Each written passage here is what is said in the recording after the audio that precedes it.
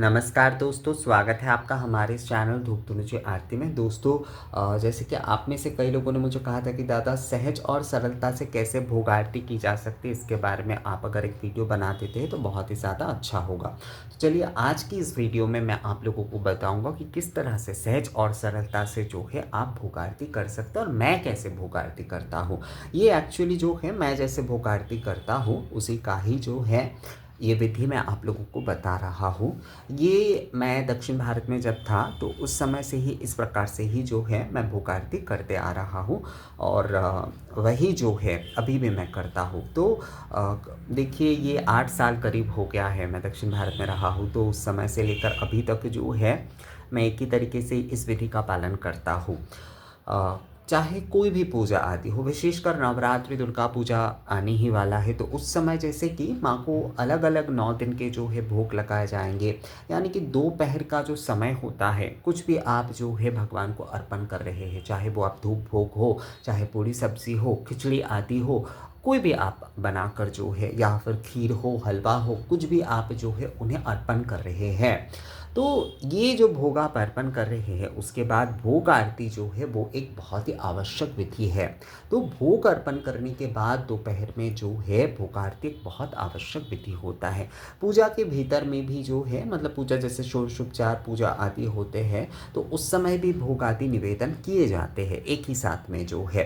पर भोग हम कभी भी दे रहे हैं, भोग के बाद जो है आरती करना आवश्यक होता है। और भोग अर्पण करते हुए यानी कि भोग निवेदन के साथ जो आरती हम करते हैं उसे ही जो है भोग आरती कहा जाता है।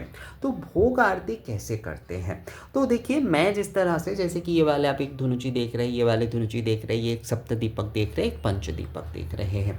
तो मैं मुख्यतः जो है सबसे पहले जो है एक षडंग या फिर सप्तांग धूप जो है प्रज्वलित करके उससे जो है मैं आरती करता हूँ। उसके बाद केवल धुना गुग्गुल घृत से जो है एक धुनुची से जो है मैं आरती करता हूँ। उसके बाद घी के सप्त दीपक प्रज्वलित करके जो है मैं आरती करता हूँ। उसके बाद तेल के पंच दीपक प्रज्वलित करके जो है आरती की जाती है। और उसके बाद जो है पुष्प से जो है मैं आरती करता हूँ और व्यजन करता हूँ। पंखे आदि से जो कुछ भी होता है भोग देने के बाद, जैसे कि थोड़ा भगवान जो है उस भोग को लगा रहे हैं, मतलब उस भोग को ग्रहण कर रहे हैं, इस भावना के साथ जो है व्यजन आदि भी जो है वो करना चाहिए। व्यजन देखिए मैं आरती के पाठ के रूप में नहीं करता हूँ, मतलब भोग आरती के समय जो है मैं हर समय जो है व्यजन जो है आरती के जो है एक अंग के रूप में नहीं करता हूँ। आरती आदि संपूर्ण हो जाने के बाद जो है मैं व्यजन करता हूँ। ये मैंने दक्षिण में भी देखा है, काशी में भी जो है यही चलन है कि आरती आदि संपूर्ण हो जाए तो भगवान को जो है कुछ देर व्यजन करना चाहिए। तो मैं बिल्कुल उसी तरीके से व्यजन भी करता हूँ। तो आरती मैं किस तरह से करता हूँ, मुख्यतः भोग आरती जो है सबसे पहले जो है मैं एक षडंग या फिर सप्तांग धूप धुनुची जो है उससे मैं आरती करता हूँ। उसके बाद केवल जो है एक धुना गुग्गुल और घृत से धुनुची धूप प्रज्वलित करके जो है उससे आरती करता हूँ। उसके बाद जो है घी के सप्त दीपक प्रज्वलित करके आरती करता हूँ। उसके बाद तेल के पंच दीपक प्रज्वलित करके जो है मैं आरती करता हूँ। उसके बाद जो है पुष्प से आरती करते हुए जो है शंख ध्वनि करते हुए प्रणिपात करते हुए आरती जो है मैं पूर्ण करता हूँ। तो इस प्रकार से ही जो है मैं अपनी भोग आरती जो है वो पूर्ण करता हूँ। और मतलब कुछ भी अगर भोग लगाया जा रहा है, चाहे वो धूप भोग हो रहे हैं, चाहे वो जो है पूरी सब्जी का भोग आदि हो रहा है, खिचड़ी आदि हो रहा है, कुछ भी हम लगा रहे हैं, मीठे भात का जैसे कि बहुत सारे लोग भोग लगाते हैं जिसे पुष्पान्न भी कहा जाता है। तो जो भी हम भोग लगा रहे हैं ना, तो भोग लगाने के बाद जो है आरती करना बहुत ज़रूरी है। तो मैं इस प्रकार से ही जो है आरती करता हूँ।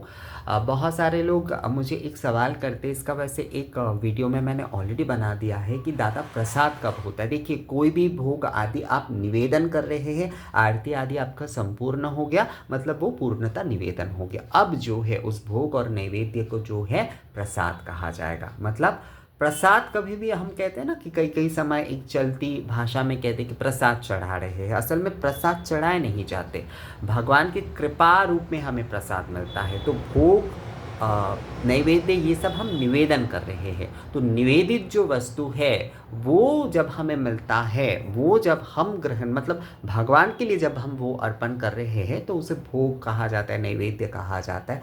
जब हम भगवान की कृपा के तौर पर उसे ग्रहण कर रहे हैं तो वो प्रसाद होता है। तो भोग निवेदन के जो है सरल विधि जो है, सरल आरती जो है, भोग आरती जो है सरल तरीके से यही है कि मैं एक धुनुची से पहले आरती करता हूँ, उसके बाद दूसरे धुनुची से आरती करता हूँ, उसके बाद घृत के दीपक से आरती करता हूँ, उसके बाद जो है तेल के दीपक से आरती करते हुए, पुष्प से आरती करते हुए जो है मैं शंख ध्वनि करते हुए प्रणिपात करता हूँ। तो सरल विधि यही है। एक धुनुची से आप लोग पहले आरती करिए, उसके बाद दूसरे धुनुची से करिए, उसके बाद घृत के दीपक से करिए, उसके बाद तेल के दीपक से आप आरती करिए, उसके बाद पुष्प से करिए, शंख ध्वनि करिए, प्रणिपात करिए। इस प्रकार से जो है आपकी भोग आरती जो है पूर्ण हो जाता है। तो भोग आरती की वीडियो आप लोगों को कैसा लगा मुझे कमेंट्स करके ज़रूर बताइएगा। मिलेगा आपसे अगले वीडियो में, तब तक के लिए नमस्कार।